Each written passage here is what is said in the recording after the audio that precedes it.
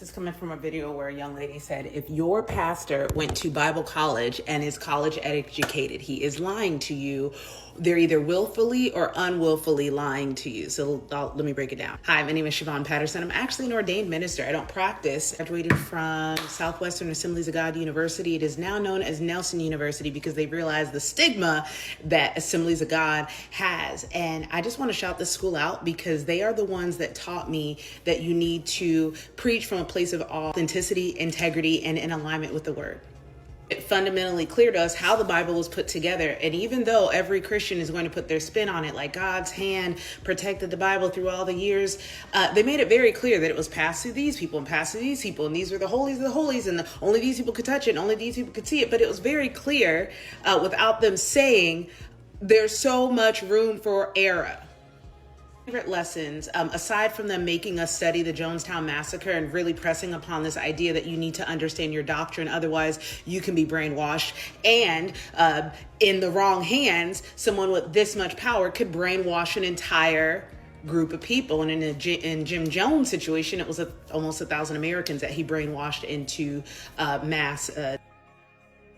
The next thing, though, is the fact that they taught us how to interpret the Bible. They taught us that there are so many bridges for you to cross before you can actually take the word of God and apply it. The fact that it's a different time period, the fact that it's a different culture, the fact there's like 4 different things that you need to understand, language barriers and interpretations. Like there's so many different things.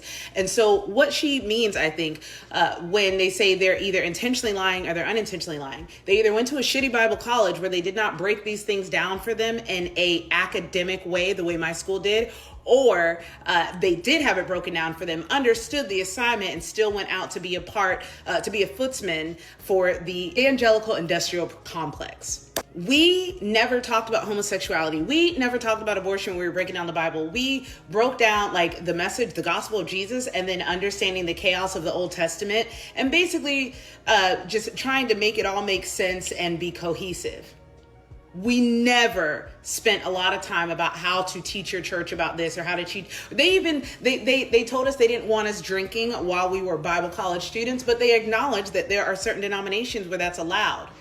The college didn't do anything that was outside of our denomination's standards, but because they were so neutral, it was clear that if you had a conscience, it's like, here's the information. This is how we do it. It is now up to you on how you choose to take this information.